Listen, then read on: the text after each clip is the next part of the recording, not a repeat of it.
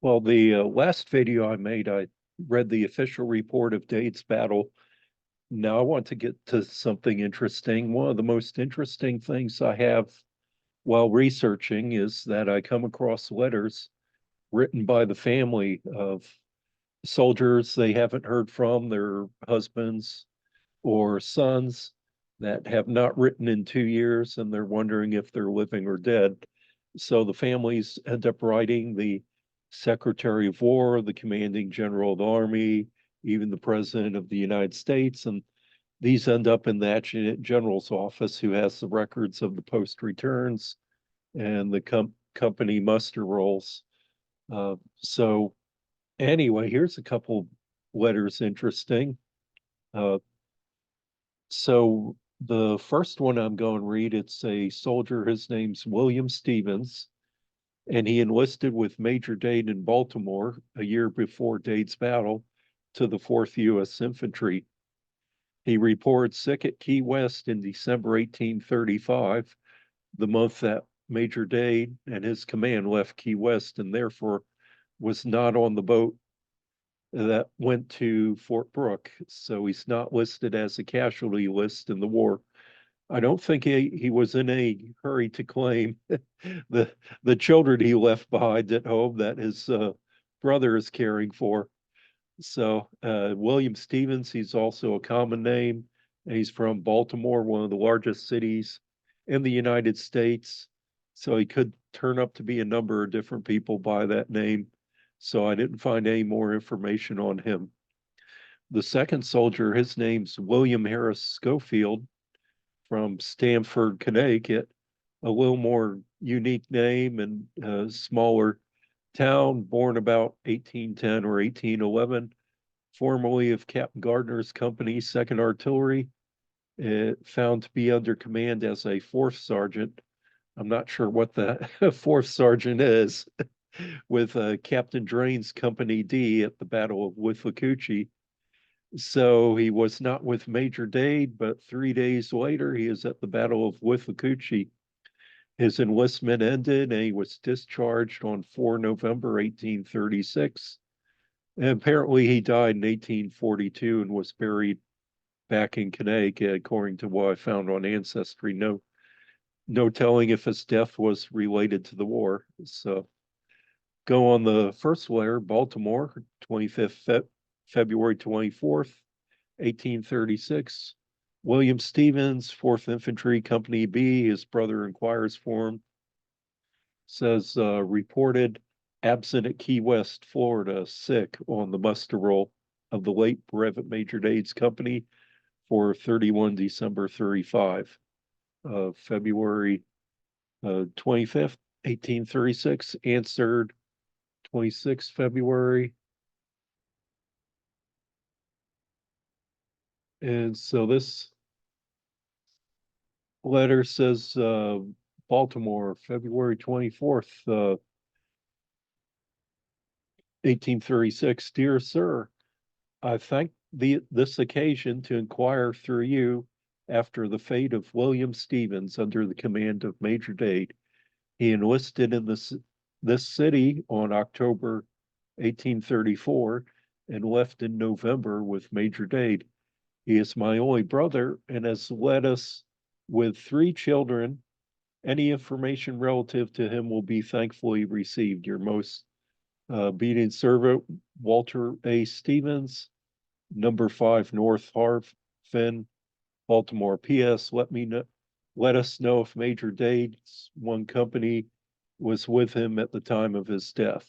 Not sure what that means exactly, written to the Adjutant General. But anyway, he has apparently he has Private Stevens' children with him, and wondered if he's living or dead, or if he's stuck with the children. So let's go to the second letter, Stamford, Connecticut, February 6, 1836, answered 7th of March. William Scofield, Company D, 2nd Artillery. His parents asked if he was killed. Says 4th Sergeant. It says 4th Sergeant present for duty. maybe it's on the next page. Oh, no, not that one. Fourth Sergeant Present for duty in Captain Drain's company at Withlacoochee, Florida, 31st December 1835. Referred to Adjutant General of the Army, Brigadier General Abraham Eustace, St. Augustine, 22nd February 1836. To the officer in command of Fort Marion, St. Augustine, East Florida, with speed. Abraham Eustace was commanding the military in Florida briefly at the beginning of the Second Seminole War. And then he got out of there or let somebody else take the blame.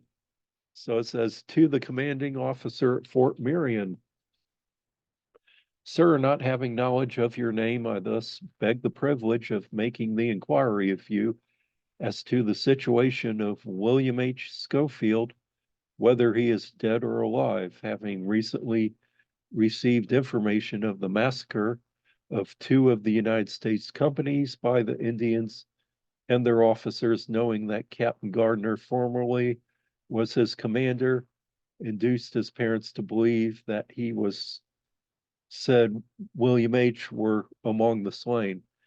Therefore, in this manner, would beg the favor of you to write to me all the knowledge you have or can obtain concerning him. In so doing, you'll confirm a favor upon his age and afflicted parents. Yours in company, Abijah Scofield, to the officer in command, Stamford, Connecticut, February 5th, 1836. So this just a few weeks after it hit the press. So, and also a PS on the bottom. Oh, again, not sure. Oh, maybe it's okay on that page. If he's alive, direct him to write. If dead, please to write as above and direct your letter to Abijah Scofield, Stamford, Connecticut. So parents wondering if their son was killed among Major Dade.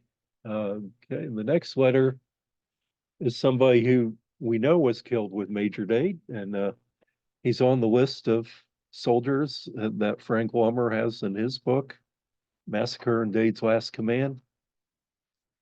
1837. So this is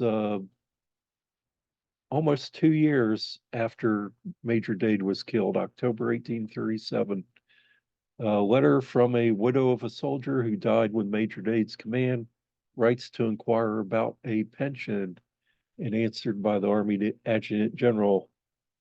From General Jones, Lieutenant Blake, please examine and answer. RJ, that's Roger Jones, Adjutant General, October 30th. Fort Mitchell, 18th October 1837. ACW Farley, late Sergeant, B Company, 3rd Artillery. His wife represents him killed in Dade's massacre and asks if there is not some special provisions for all such. And Jones's response, no provisions for widows of regulars. So he's not getting anything, no VA benefits or anything, just like me. I was a sergeant in the Army, and I don't get any VA benefits either. So, okay. So anyway, answered accordingly, October 30th. And the letter says, Sir Austin C.W. Farley, a sergeant of Captain Fraser's company, B, 3rd Artillery, was killed in Major Dade's command while on their march through Florida. I am his widow with one child. I am led to believe there is a special legislation for the relief of widows and orphans of the sufferers in this affair. If convenient, will you send or cause a copy of the act to me with instructions for my guidance in application for the benefit intended for me by the legislature? I hope, General, you excuse me if I've applied to the wrong office and instruct me how and in what manner I may apply with effect, provided such an act exists. With much respect, sir, your most obedient servant, Mary Farley, widow of the late Sergeant Austin C.W. Farley, B Company, 3rd Artillery, Fort Mitchell, that's in Alabama, 18th October 1837. So Sergeant Farley apparently married one of the local girls when the company was stationed at Fort Mitchell, Alabama. Now, remember that name because we're going to come back to it in a minute. It's more complicated than it sounds. The next letter is very interesting. A man from Ireland searching for his son, Collins Jr., who was recruited in Captain Fraser's company, 3rd Artillery. Captain Fraser was killed with Major Dade at the head of the company, uh, and head of the detachment line. Private John Collins, apparently he was not at Dade's battle. Further research into the post returns show they received a medical discharge at Fort Brooke. In July 1836, the post returns at Fort Brooke show Private Collins as attached duty as a hospital attendant.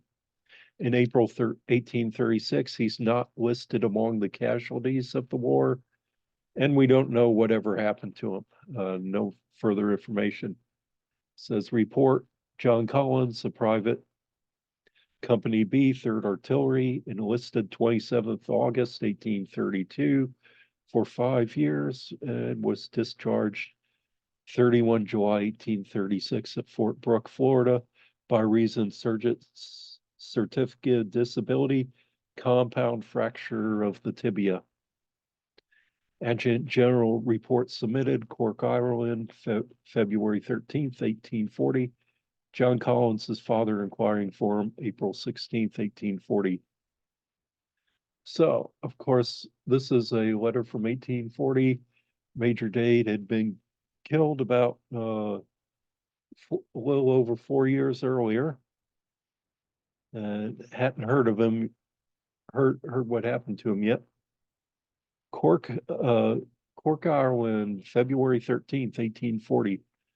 Honorable Sir, allow me respectfully in taking the liberty to state that my son, John Collins, a native of the city of Cork, embarked in Kinsale in the county of Cork for Boston in the month of May 1832.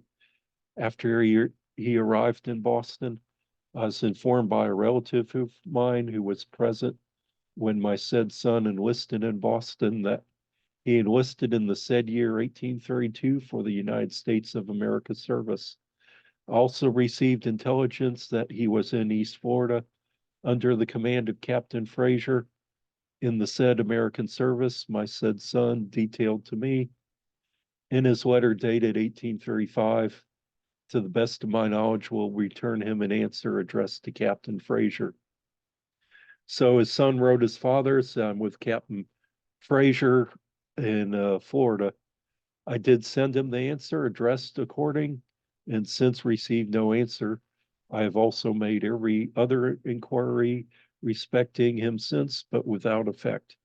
Several intelligent persons conversant in foreign military affairs inform me the only mode of procuring information respecting the existence of my said son was submitting my case to your honorable kind consideration. I therefore respectfully and humbly request you'll be so humane as to take the anxiety of a father into your kind consideration by granting me a speedy answer, whether my said son be living or dead, and every particular in your power respecting him, and will oblige. Sir, your obedient, humble servant, John Collins. And B, sir, please direct your kind answer to me, John Collins, Clarence Street, number 61, Blackpool, Cork, Ireland. So uh, if his son was discharged about 3 years earlier, hadn't heard from him, I kind of fear the worst for him. Next letter. Oh, we're going back to Sergeant Farley. Remember him earlier? Letter in 1837. Here we are 2.5 years later in March 1840. Widow's pension request. Commanding General, Adjutant General report, March 19th. Answer General in Chief, March 28th. Adjutant General file. Secretary of War, Washington, respectfully. To the second auditor for information. In second paragraph, please return to my office March 20th. E. Shiver, auditor. So Austin Farley, and this letter is coming from Virginia. Sergeant Farley's family was apparently from Virginia, and I guess they're seeking information on Farley. Says Mr. Chapman asks whether he had a wife and children, and if the United States is indebted to him. And the report and answer saying that it is not known whether or not the man was married. Notice in the last letter, his wife Mary had written asking about pension. Austin W.C. Farley, I think is C.W. Farley in there. Where anyway, Sergeant B or Sergeant Company B, 3rd Artillery. Yep, the same unit.